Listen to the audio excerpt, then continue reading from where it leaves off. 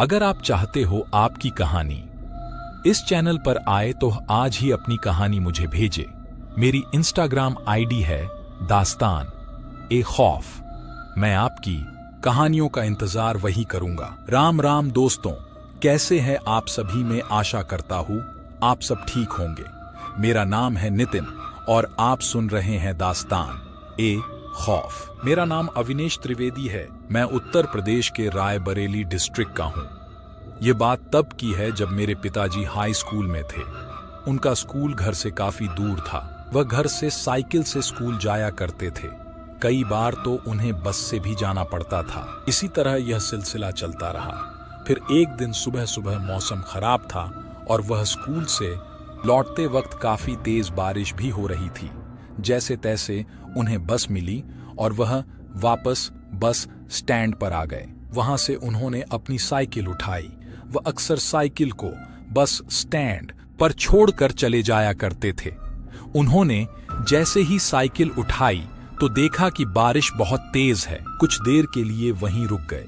धीरे धीरे समय बीतता गया। उन्हें वहां तकरीबन 2 घंटे हो चुके थे। शाम के तकरीबन 5:30 बज गए। काले बादलों की वजह से अंधेरा भी होने लगा था। इसके बाद उन्होंने बिना किसी चीज की परवाह करे साइकिल चलाना स्टार्ट किया। वह ठीक गांव के 3 किलोमीटर की दूरी पर आ चुके थे। उनकी साइकिल की चैन अचानक से टूट गई। समय 7 बजे से ऊपर का था और ऐसे में आधे रास्ते में साइकिल रिपेयर भी नहीं हो सकती थी। और तो और उनके पास फोन भी नहीं था, क्योंकि उन दिनों किसी के पास मोबाइल नहीं होता था।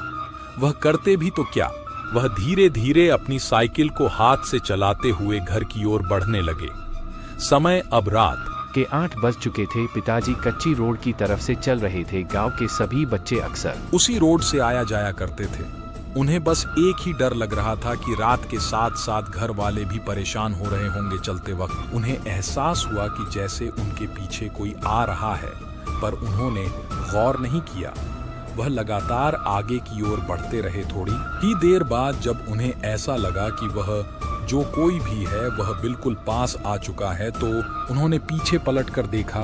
पीछे एक आदमी था। उन्होंने उनसे कहा कि अरे चाचा, कहाँ चल रहे हो?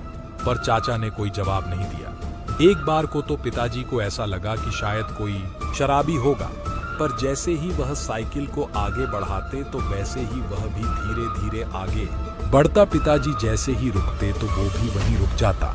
उस आदमी ने एक बार पीछे से कहा कि बेटा आराम कर लो, रोज मैं तुम्हें देखता हूँ।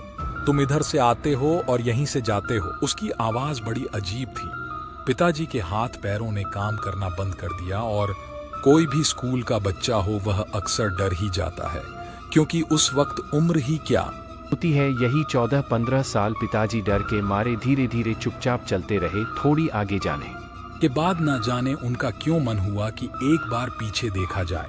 और ठीक जैसे ही उन्होंने पीछे देखा तो वह आदमी वहां नहीं था, मगर वह जैसे ही आगे की तरफ मुड़े तो आदमी ठीक उनके सामने था। वह बस अपना सर हिला रहा था। पिताजी ने तुरंत ही अपने लॉकेट पर हाथ रखा और हनुमान चालीसा कहने लगे। उसी बीच लालटेन लेते हुए दादाजी उस रास्ते पर आ रहे थे। वह आदमी धीरे से पिताजी के कान पर बोलकर चला गया कि तू आज तो बच गया, अगली बार नहीं बचेगा।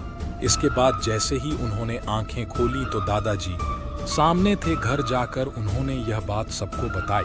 आखिर में हुआ वही, घर वालों ने उधर से जाने से मना कर दिया। अब वह बाय रोड ही आते हैं। बाकी यह थी मेरी पिताजी की कहानी। ना जाने आपको कैसी लगेगी, यह तो मैं नहीं जानता, मगर यह एक सच्ची कहानी है। धन्यवाद। आपको इनकी कहानी कैसे लगी कमेंट्स में जरूर बताना। मिलते हैं एक और नई कहानी के साथ। तब तक अपना और अपनों का ध्यान रखिए। धन्यवाद।